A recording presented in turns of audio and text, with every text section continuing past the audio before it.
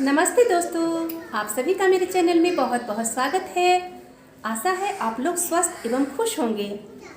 आज की वीडियो हम ECCE पे बनाने जा रहे हैं। बहुत सारी दीदियों का कमेंट था जो आप ECC के बारे में बताएं और वीडियो बनाएं, तो आज मैंने ECCE के बारे में ही वीडियो बनाने जा रही हूँ, जिसमें हम लोग जानेंगे जो ECC क्या है, उसका फुल फॉर्म क्या है और वो हमारे केंद्र पे किस तरह लागू होता है और उसमें हम सभी आंगनबाड़ी सेविकाओं की क्या भूमिका होती है। तो इस चीज़ से आज हम लोग अवगत होंगे और मुझे जितना जानकारी है मैं उतना आज इस वीडियो में ECCE के बारे में बताने जा रही हूँ। तो उम्मीद है आपको वीडियो अच्छी लगेगी। तो चलिए हम जानते हैं जो ECCE क्या है और इसका फुल फॉर्म क्या है। देखिए, मैं पहले यहाँ बोर्ड पे ECCE लिख दी हूँ ताकि आपको समझने में आसानी हो और हमें भी बताने में आसानी हो। तो सबसे पहले हम देखेंगे ECCE। तो इसका फुल फॉर्म हम early childhood care and education. E से अर्ली, C से चाइल्डहुड, C से केयर और E से एजुकेशन। तो इसका full form early childhood care and education. इसी को हम हिंदी में जानेंगे प्रारंभिक बाल्य अवस्था, देखभाल और शिक्षा। अर्ली से प्रारंभिक, चाइल्डहुड से बाल अवस्था, केयर से देखभाल और एजुकेशन मीन्स शिक्षा।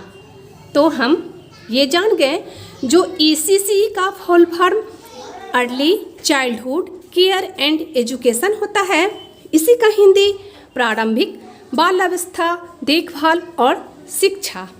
तो हम ये जानेंगे जो ये आखिर क्या है और इसमें हम लोग अपना योगदान कैसे दे रहे हैं और ये कार्यक्रम हमारे केंद्र पर कैसे होता है।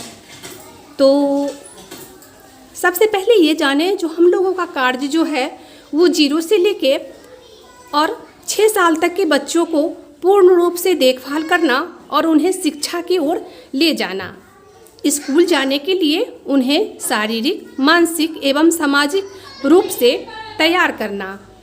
तो इस चीज़ को हम माने तो हमारा कार्य जो है वो बाल्य अवस्था के पूर्व ही शुरू हो जाता है, क्योंकि हम लोग तो गर्भावस्था के दौरान ही माताओं का पंजीकरण करके और उसी समय से उनका देखभाल शुरू कर देते हैं। उनको उचित परामर्श, उनके बच्चे को स्वस्थ होने के लिए समय समय से टीकाकरण करवाना, उनका वजन लेना, उनका BP जांच करवाना और वो पूर्ण रूप से स्वस्थ है, इन सारी बातों का जानकारी हम पहले से ही रखने लगते हैं।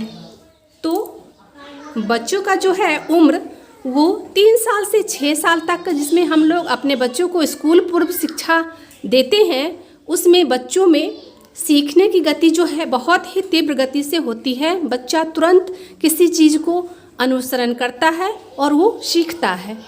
तो इस समय का उम्र जो है बहुत ही बच्चों के विकास के लिए प्रभावशाली होता है, इसलिए उसे एक ECCE के तहत, प्रोग्राम के तहत सभी आंगनबाड़ी केंद्रों पे लागू किया गया है ताकि रूटीनबद्ध बच्चों का विकास जो है वो सही रूप से हो सके।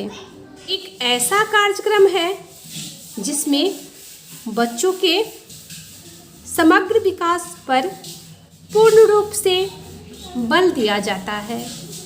इसके अंतर्गत बच्चों के गर्भावस्था से लेकर पोषण, स्वास्थ्य, देखभाल एवं प्रारंभिक शिक्षा की व्यवस्था उपलब्ध कराई जाती है। इसे ही ECCE प्रोग्राम कहा जाता है।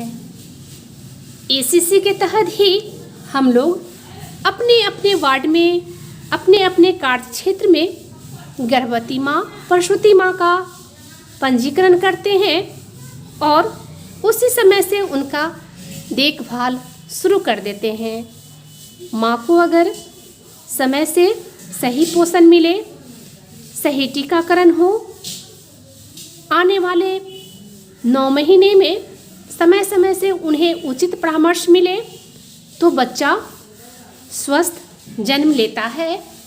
और फिर जन्म लेने के बाद भी हमारा दायित्व होता है कि हम बार बार उनके यहाँ जाके उनके घर पर गृह भ्रमण के दौरान उन्हें समय समय से उनकी ज़रूरत के अनुसार परामर्श देते चलते हैं ताकि बच्चा स्वस्थ रहे, उन्हें पूरा पोषण मिले और स्वास्थ्य के संबंध में उन्हें ससमय निर्धारित समय पर उनका टीकाकरण हम लोग करवाते हैं।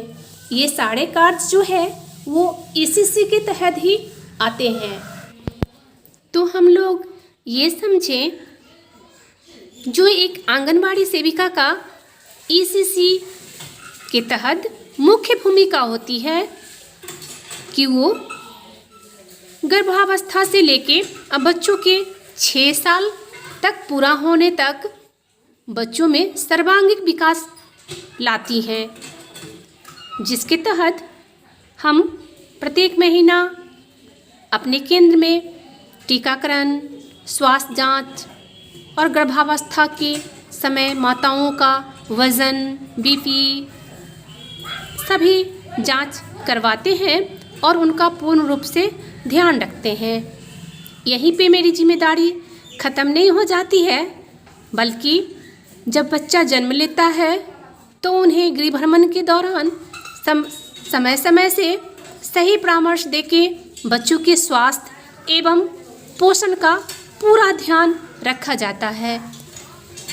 ये सारी गतिविधियाँ ईसीसी के तहत ही आती है। आगे की प्रक्रिया होती है, बच्चा जब 3 साल का होता है तो फिर बच्चों को 3 साल से 6 साल के बीच जो 0 से लेके और 6 साल तक होती है, उसमें बच्चों में सीखने की गति जो है बहुत ही तीव्र गति से होती है और सीखने की प्रवृत्ति भी बहुत ही तेज़ी से जागृत होती है।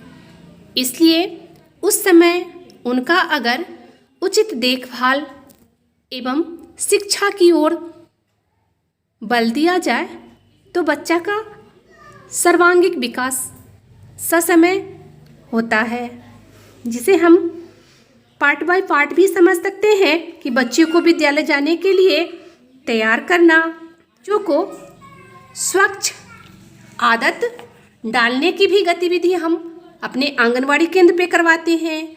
बच्चों को सुनने, बोलने संबंधित कौशल विकास का भी गतिविधि हम अपने केंद्र पर करवाते हैं। बच्चों को कुपोषण एवं अन्य रोगों से बचाने की जिम्मेदारी भी हमारी होती है, जिसके तहत हम बच्चे को प्रतिदिन मेनू के अनुसार अलग अलग पोषाहार बना के गर्म गर्म खाना उन्हें खिलाते हैं और हर महीने टीकाकरण के दौरान उनका स्वास्थ्य जांच भी करवाते हैं।